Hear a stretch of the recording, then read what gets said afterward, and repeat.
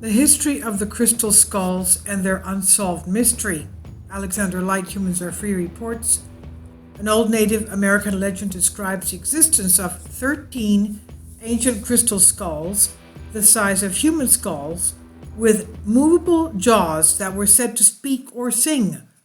The legend tells that these crystal skulls contain important information about some of the great mysteries of life of the universe.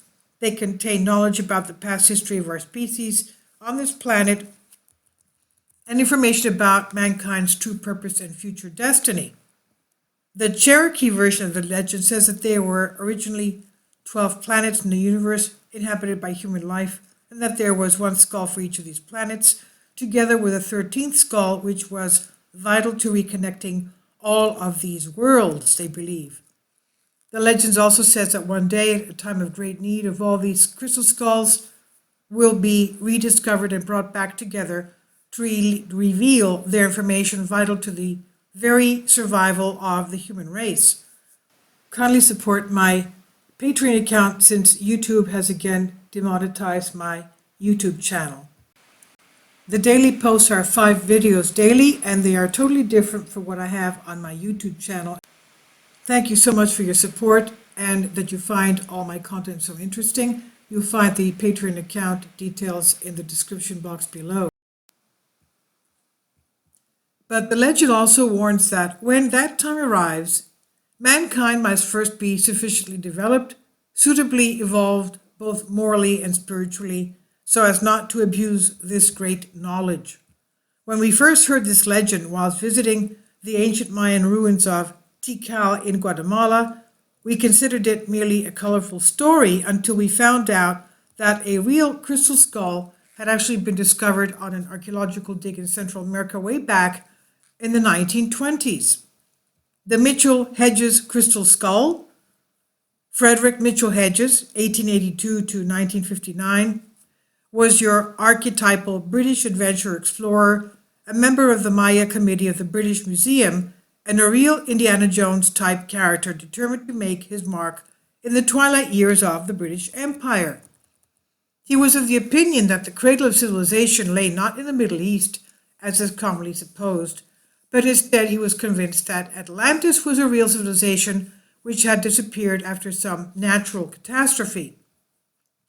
He believed that the remnants of this Atlantean civilization could still be found somewhere in Central America, and he was determined to prove it. To this end, he gathered together a party of explorers who set sail from Liverpool in 1924, bound for British Honduras, now Belize. One day, deep in the jungle, his party stumbled upon some mounds of stone overgrown with moss and foliage and suffocated by roots and vines.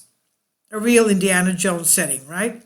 So they set fire to the underground, and when the fire had subsided, the ruins of a once great city emerged from the flames.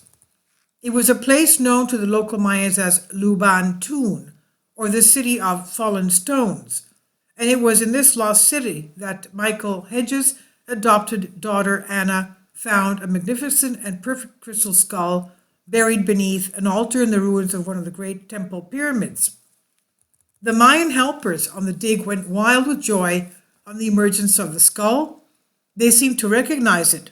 They kissed the ground, crying, placed it on an altar, and performed ceremonial rituals and dances around it.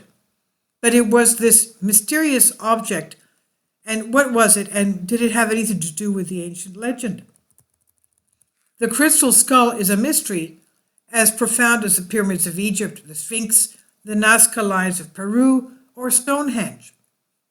Ever since its original discovery, the crystal skull has been the source of much archaeological controversy, and nobody seems to know quite how old it really is, how it was made, what it was used for, and where it originally came from. All that's known for sure is that ever since it emerged from the temple ruins, the most incredible claims have been made about the crystal skull, and there have been a whole host of reports of strange and unusual phenomena surrounding the skull. As mentioned above, Anna Mitchell Hedges is the woman who first uncovered the crystal skull, as a teenager back in the 1920s. Although the crystal skull was found on what most archaeologists considered to be a Mayan site, Anna Mitchell Hedges and many others like her believe that it's actually much older than this and that it belongs to some mysterious pre-Mayan civilization that has now long since disappeared from this earth. The crystal skull has been valued at several millions of dollars, but it's far more than just an expensive and exotic ancient artifact. For over the years, people have reported all kinds of strange and unusual experiences in the skull's presence. In particular, it's said to have incredible psychic and even healing powers. According to Anne Mitchell Hedges, who passed away at the age of 100 in 2007, it's thanks to the healing power of the skull that kept her alive. She said that all through her life, the skull kept her in good health and even happiness. The skull, she said, protected her and communicated with her all through her long life, and she is not the only person to have reported such experiences. Anna allowed many visitors into her home, and she accumulated hundreds of letters from the many people who came to her house to sit with the skull and who claimed to have been healed by the skull, quote unquote, or that it somehow communicated with them. Many of those who have spent time alone with the skull claim to have seen or heard things in its presence. Many say they have seen a gentle glow, like an aura, extending around the skull, or that they have heard sounds like a soft chanting of human voices emanating from it, such that it has now earned the title the talking or singing skull, just as in the old legend. Others claim to have seen things inside the skull. When they have sat with the skull for a long time, it has started to present them with images, almost like watching a bit of cinema film. Hundreds of visitors attest to having seen incredible images from the past or the future deep inside the crystalline structure.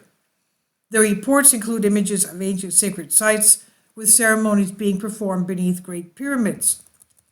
Others say they have seen whole periods of planetary history, with great shifting of continents, the rising of sea levels and destruction of land masses, and geological cataclysm on a global scale. One of the most commonly reported images is considered by many to be the holographic image of a UFO appearing within the crystal skull. And this has even been photographed. This image in particular has led many to suggest that perhaps the crystal skull has some kind of strange unearthly origin. But just as the ancient legends suggest, this is not the only crystal skull to be discovered. Several other crystal skulls have since come to light. All are of mysterious origin, and all are surrounded by claims of strange or unusual phenomena and tales of inexplicable paranormal powers. Now, a woman named Joan Parks, who lives in Houston, Texas, also has a crystal skull. She too claims that her crystal skull has the power to heal and can communicate with her telepathically. The story of how Joan Parks came to possession of her crystal skull starts with a very sad story. In 1978, Joan's eldest daughter, Diana, was diagnosed as having bone cancer, and the conventional medical doctors gave her only 3 months to live. Joan turned to the help of a Tibetan Lama and healer named Norbu Chen. This man owned a crystal skull, and with the help of this healer and his crystal skull, her daughter managed to live for a further 3 years. When her daughter eventually died, the healer gave Joan the crystal skull, telling her nothing about it except that he had originally received it from a Guatemalan shaman, and that one day Joan would understand it and know what it was for. Not knowing what to do with it, Joan put the crystal skull in a box in the bedroom closet. A few years later, the skull started to appear in her dreams. Then it started, quote unquote, speaking to her, saying that it wanted out of the closet.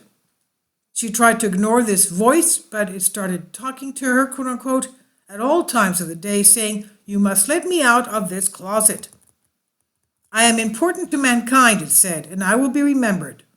Joan thought she was losing her mind and even spoke to her family doctor about it, but the voice just would not go away, and so she eventually found herself sitting in the bedroom closet, talking to this lump of rock and telling it to go away, saying, "Just leave me alone, skull."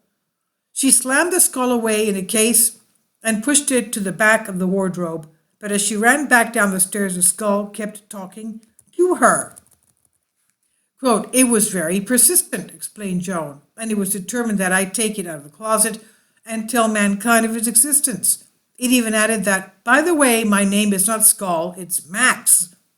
Max, M-A-X. And since that time, Joan had been showing the skull all over the United States, where she says Max has now spoken to and healed many people, she said. And the skull has also told Joan that it came many thousands of years ago from a civilization far in advance of our own, and from a dimension different from our own, and that one day soon this is something mankind would understand. What can we learn from the other crystal skulls that have now been discovered? Recently, a massive crystal skull turned up at the Smithsonian Institute in Washington under very sad and mysterious circumstances.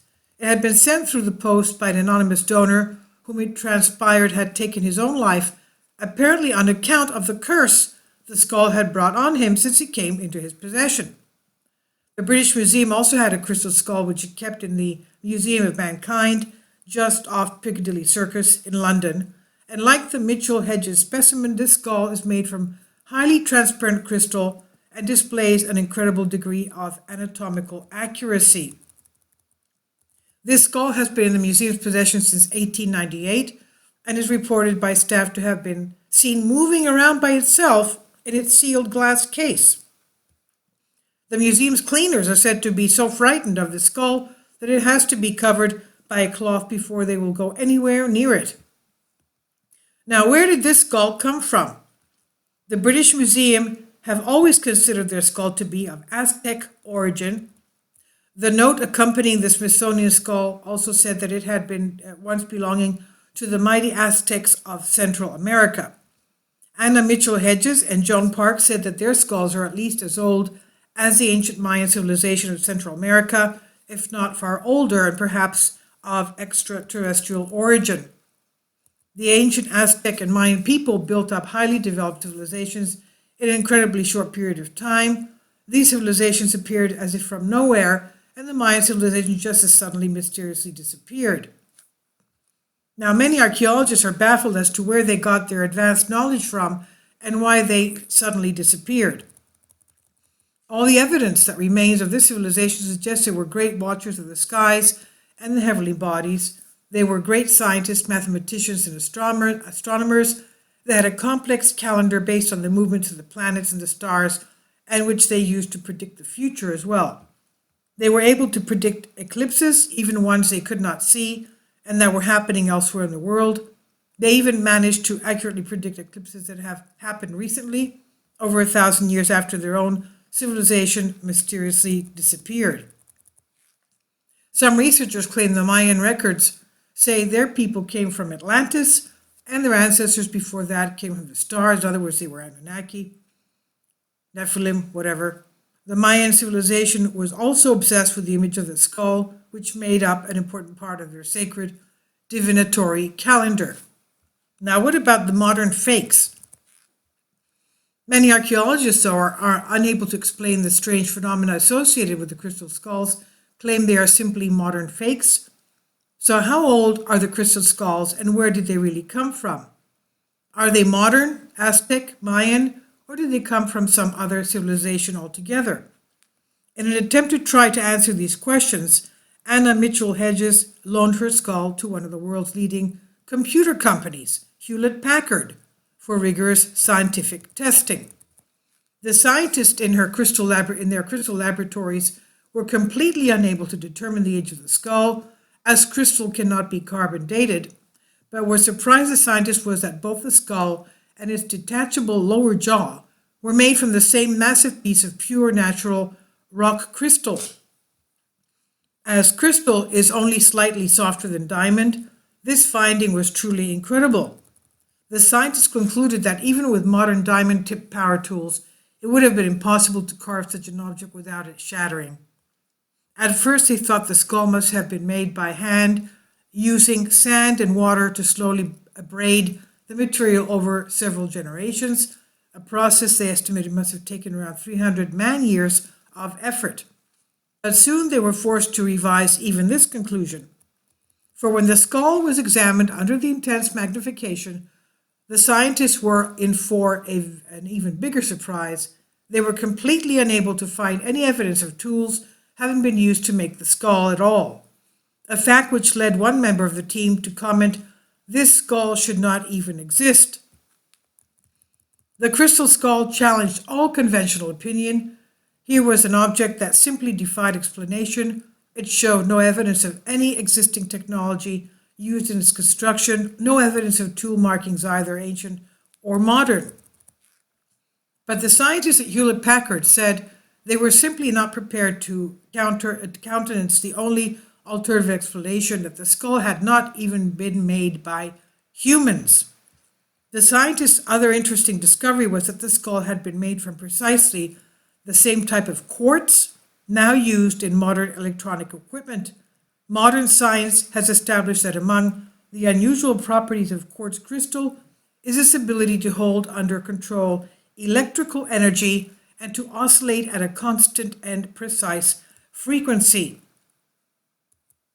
Now, if you see the two videos before this one, the Giza Great Pyramid Apex capstone made of electrum, we know that electrum particles, a combination, an admixture of silver and gold, is found in quartz.